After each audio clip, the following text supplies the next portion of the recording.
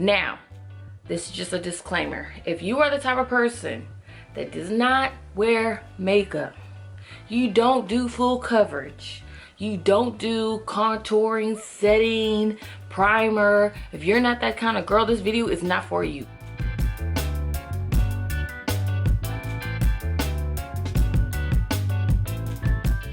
Hey everyone, it's me again, Amy Black Swan, and we are back together again for another makeup tutorial. And this one is going to be my updated, well, I've been updated for us, but I've been doing it for like a little while. But I'm going to give y'all a tea on my new foundation routine so we can go into 2020 with new face, new year, new face, new beats. So because we're serious about the beat, I didn't even put on a wig. That's how serious we're gonna get today, because we're just gonna focus on this. I don't want any questions about hair, nothing. Like, I just want to focus on this palette. On my face, I have pigmentation and I have leftover acne scars, and I have just a little bit of bags and discoloration underneath my eyes. So, and also right now my skin is a little dry to normal. My skin changed, and also I did get lighter for the cooler months that we've been going through. So that's what my skin is going through. You can interpret it, reinterpret it into your own skin routine as you may wish. I can only show y'all the technique, but for your skin type you might have to like do some adjusting, you know what I mean? So I don't know. So we're gonna do the best we can. So because my skin is just a tad on the dry side, I am going to take acidic primer. It's from Pretty Fresh, from ColourPop. I don't know if you can see it. But yeah, I'm just gonna go ahead and do that so I can just refresh my face a little bit. And this stuff goes into your skin pretty well. If you have sensitive skin, or you don't know what type of moisturizer to use, whether you're dry or oily, you're just like in the cloud and you have no idea what to do, get the Nivea, is that how you say it? Nivea Aftershave Balm for sensitive skin, because it goes on all skin types. This step you can skip. This gives me a little more glow to my beat, because I don't like really matte looks. I'll wear them, but that's not my really cup of tea. I'll do it because just for the culture, I'll go ahead and do a matte face. I like dewy foundation. I like natural looking dewy foundation. I'm using a kabuki brush to start off with, and this is key. You have to start off this foundation routine with a kabuki brush or a foundation brush of some sorts. I'm gonna take my Shimmer Glow, my Glow Oil, and I'm going to put that over my face. This is the bee's knees, so you don't have to do it, but I like to do it. I like the results, so, and I'm all about results. I don't care what anybody says. I don't care about trends or nothing like that. I like results. So that step is done, right? Now I'm gonna take the foundation and start to apply that. Then I'm gonna take the same kabuki brush, and I am dabbing all over on my face to spread it. Make sure all this is covering. This is pretty full. This is pretty, my face is pretty covered. Oh yeah, and then don't forget this part on your nose. Make sure that is covered. You don't have any crease right here. You wanna make sure all that is gone into, and then bring that down your neck. Make sure your neck is covered. Now, this is just to help disperse, okay? Not to blend. This is just to help disperse, this kabuki brush, okay? And then like I said, you don't have to use this brush, just any foundation brush to spread the foundation, okay? This is not the blending part. Now, you want to make sure this sets a little bit, dry just a little bit, not not crazy, not too much. But I do want to make sure that this step, I do want to make sure this step is set. I don't want the foundation to be too wet. Now I'm taking my beauty blender, my completely wet and submerged beauty blender, okay? This beauty blender was dirty. I washed it with cleaned it as best as I could, because like there's still a little foundation on it. And so right now it's damped but wrung out real good. So just to let you know, if you're using a beauty blender, period, no matter what, make sure your beauty blender has enough buoyancy, and not a hard beauty blender. You want a nice soft one. See how easy that squeezes? I'm not squeezing. It squishes without me having to put a lot of pressure on it. We don't want a rock hard beauty blender, and we want to make sure it is completely wet initially. Dip it all under water, squeeze it, dip it again, squeeze it, dip it again, squeeze it. We want to make sure it was completely wet and then wrung out. So using the beauty blender, using this flat side, I'm going to start blending out this foundation. Now I'll explain why we just did this, okay? The booboo brush applied the foundation. It applied it on without taking a lot off. Now, initially, I used to use just the beauty blender, and the beauty blender, you put the foundation on and it took a lot of foundation off when you were blending it. I want the effect of a beauty blender, but without it taking off makeup. I'm trying to get more bang for my buck. I'm trying to get full coverage, and I want it to look smooth. So I'm applying the makeup with the brush, letting it dry, settle, so when I do blend it out, it's not taking off a lot of makeup. So it's kind of like the cheat code, okay? I forgot where, somebody else, I didn't invent this technique, okay? Let's get that straight. I didn't invent this technique. I seen it, where I seen that? It was like it was months ago. I think I was just surfing the internet. Who's doing this? Oh, okay. Wayne Goss did it, but not to this extent where it's like full coverage, because he's like real commercial with his makeup routines. Like, he probably would look at me in horror how much foundation I use. But I like his technique, and then I just went ahead and adjusted it to the way I like to do my foundation. Okay, so now look. Looks blended, there's no streaks. It's in my skin. And see, there wasn't that much foundation left on the beauty blender, because the beauty blender will take off a lot of foundation.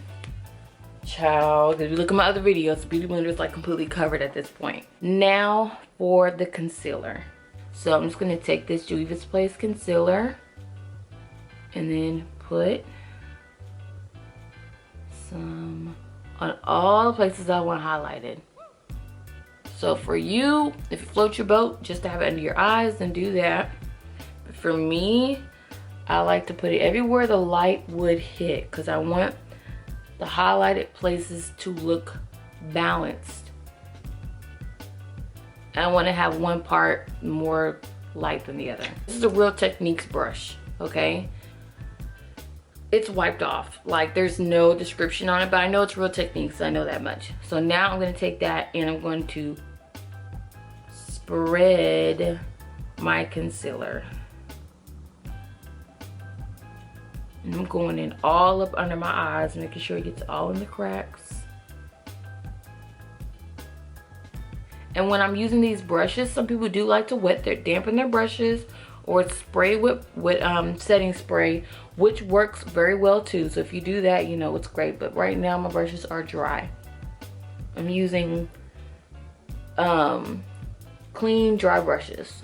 But if you want to wet yours with a spray, with the setting spray, I'm all here for it. Okay, so I spread it with the brush. Now, I can use my beauty blender again and blend it out. I'm going under every crevice.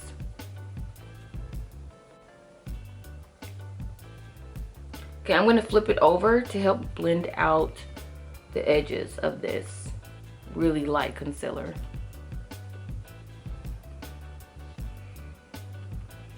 And see what I did?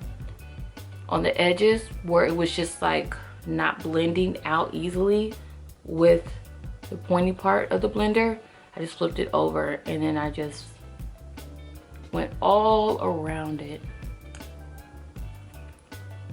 because I want it to melt into one another. I want it to be a smooth transition.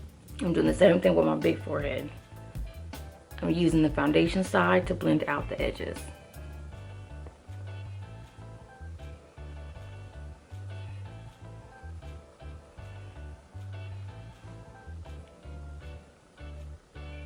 Pinching this, I can get into the corners because you gotta make sure you're blending out every crevice.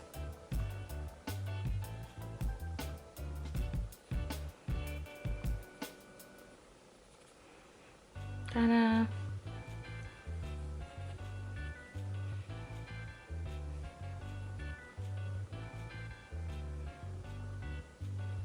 Now that that's blended out, I'm actually gonna hop off camera and do my eyebrows so we can finish the foundation.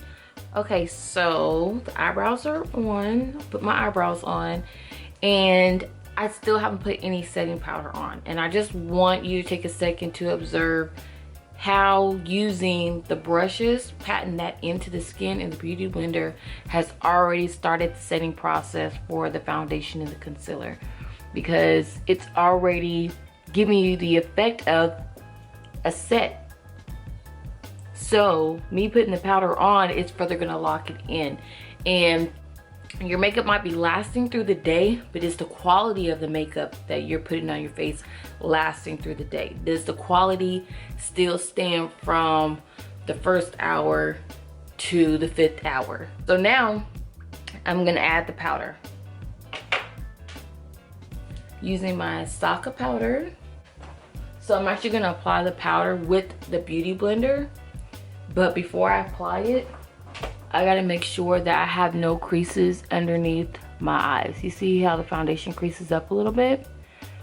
I wanna make sure that's completely gone before I add powder, because I don't want the powder to settle into the creases.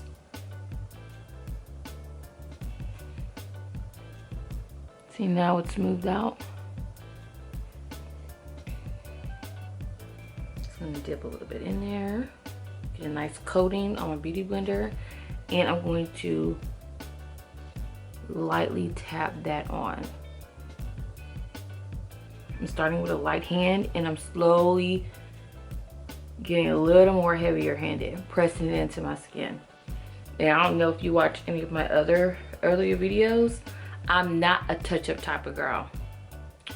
The only thing I might touch up is a lipstick, but I don't like touching up makeup. I don't bring powder with me in my purse. I just don't touch it up. If it messes up, I'm just like, oops, I guess my face messed it up. But I don't touch it up. I'm lazy like that. I put it on and I just want the makeup to do, I just let the makeup do what it do. Okay, I'm putting it on my forehead. Not as heavy-handed when it comes to my forehead. I'm not oily on my forehead. If you are oily in spots, then what you're gonna do is you're gonna make it dense in that particular oily spot. Like if you're oily on your nose, go ahead and put a little extra on your nose like that. Let it get nice and cakey, because the powder is absorbing the oil. I'm gonna go ahead and, oops, take some of this powder and I'm actually gonna put it over my eyebrows. Almost forgot to do this. I'm putting it over completely. You see, I'm like really putting it over my eyebrows and my eyelids. So I know I look crazy, but my eyebrows don't move. And I'm gonna start sweeping all this away.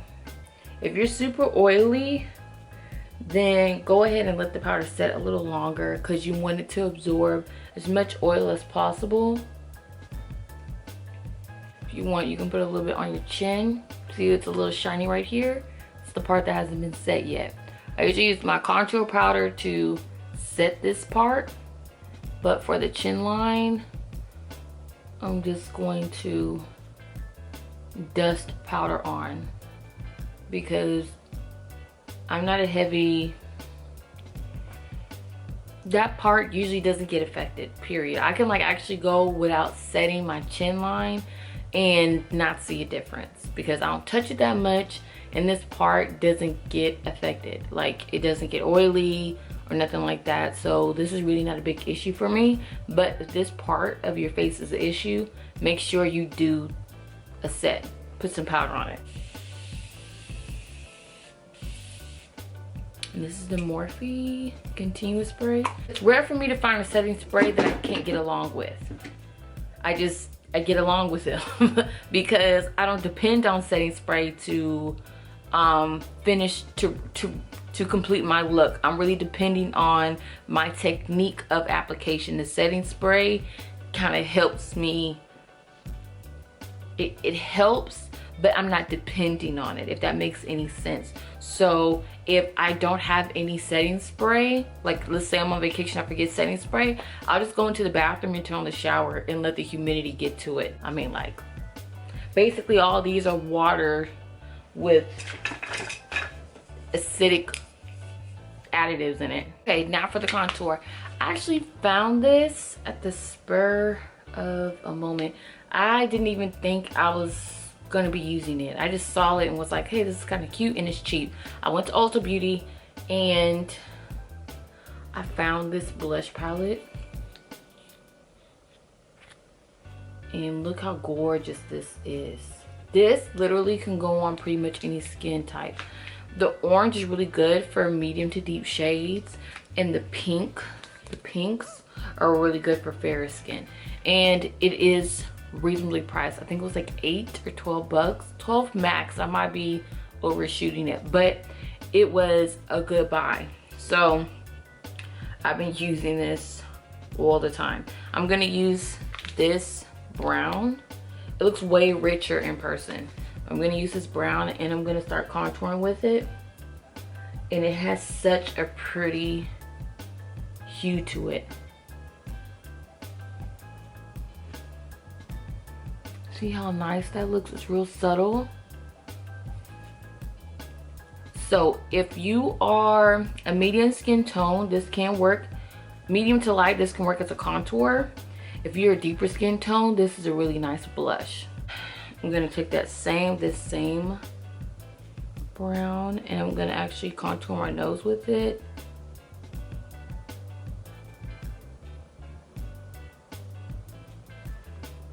Gives me a really nice, playful, rosy contour on my nose.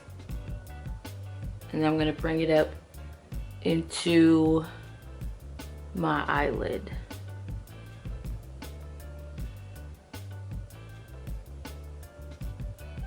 Make sure all that is smoothed out.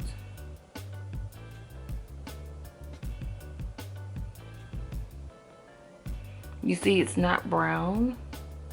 It has a tint to it. So it's a little more playful than usual.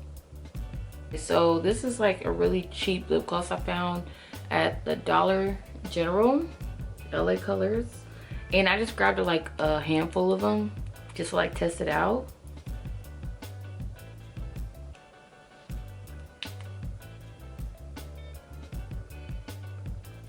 I'm not getting a whole lot on my wand, but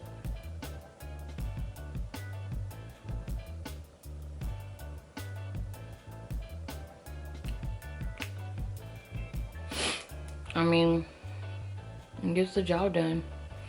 And it's real sticky, so it really, I don't think it's gonna move anywhere. Okay, so the highlight that I'm gonna put on is nothing fancy. It's available for everybody, and it's the Wet n Wild highlight. You can get this at a drug store store, okay?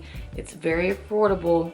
And this is the Mega Glow Highlight Powder, and this is the shades Precious Petals. And I'm gonna put this on.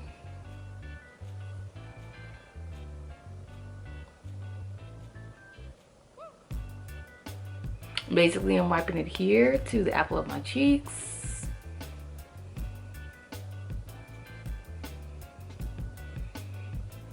And then I'm probably gonna take a little bit down the center of my nose.